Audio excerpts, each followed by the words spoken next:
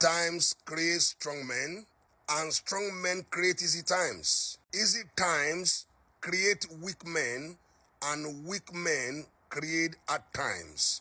I'm Dr. Adebo coming your way again on the series I'm doing on the effect of cannabis on your body. I did yesterday on the effect of cannabis on your brain, and I was giving us some of these things from my book here on making right choices. That is the book I wrote after my university work, 4 years of University of Leicester and 17 years of working with those that are homeless, that are having substance misuse, that led to my PhD. And if you are within London area, especially Southeast in Deptford, London, every Sunday morning 9 a.m., I and other members of the church, we have to serve full English breakfast to those that are homeless and are recovering from substance misuse. If you would like to come down, let me know in the comment section, as that will be an opportunity for me to be able to meet with you guys, and as well as an opportunity to be able to meet with those of you that are out to volunteer to help. So let me get back to the point of this video. Now, I read from page 43 yesterday telling us the effect of cannabis on your brain. And we mentioned the fact that mental health problems this creates. There are growing evidence that people with serious mental illness, includes depression, psychosis, are more likely to use cannabis or have used it for a long period of time. Regular use of this drug has appeared to be a double risk of developing a psychotic episode and long-term schizophrenia.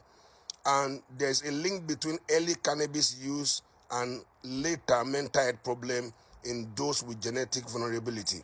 Now, I spoke a lot about that. I've got a lot of response from many of you.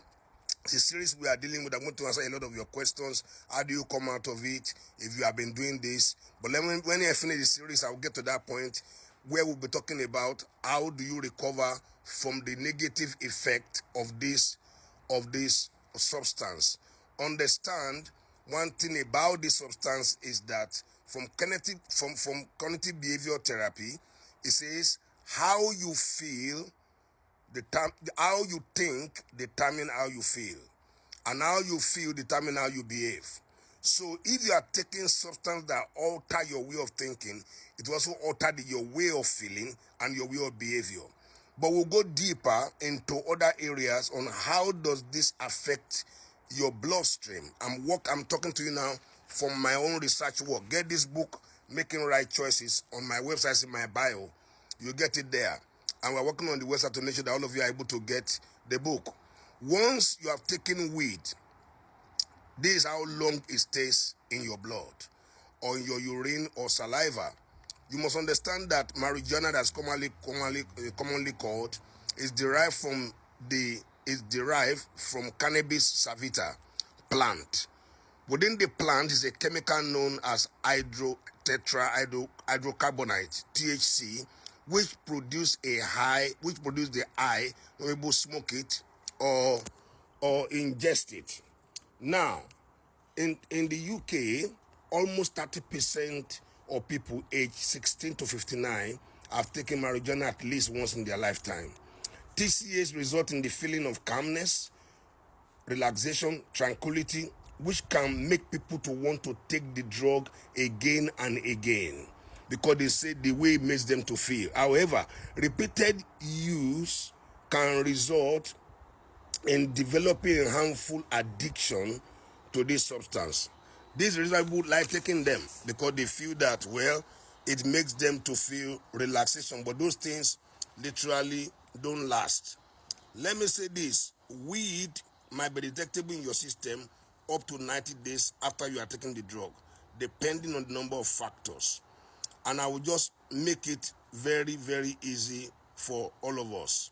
The method of testing for cannabis in your system, the way in which you consume the cannabis, for example, whether smoking or ingesting it or vaping it, or how much of cannabis that is being used, that is how long it stays in your system. Take this information. Understand, that this thing stays in your system, it stays in your blood for 48 hours. When you smoke it, it's in your blood for 48 hours. It is in your saliva for 72 hours. It's in your urine for a whole month. Just taking it once. There is in your air for 90 days. Can you imagine that? That you just take this thing and you refuse to leave your system. It affects your blood, your saliva, your urine, your hair follicle. Think about this. You just do it once. Can you now imagine doing that for a whole month? Doing that for a whole year? That's why it alters your brain and your body so much that it takes many years to recover. I have many people that I'm working with that are in recovery. I can tell you, recovery is a long journey.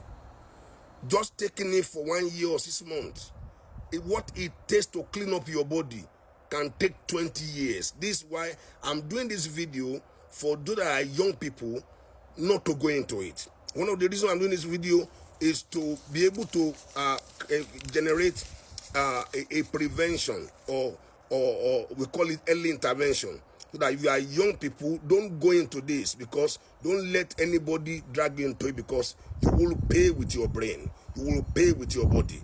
It's not necessary at all. So that is why, for those that have not started, so that they can stop it. And if you're already doing it, there are many ways, steps that can be taken to help you come out of this. When we start talking about steps to recovery, I will mention about all these things. Remember, don't determine your future, you determine your habit, and your habit determine your future. That is why you have to stop this harmful habit. I'll come your way again. This is Dr. Adeboye. Bye bye for now.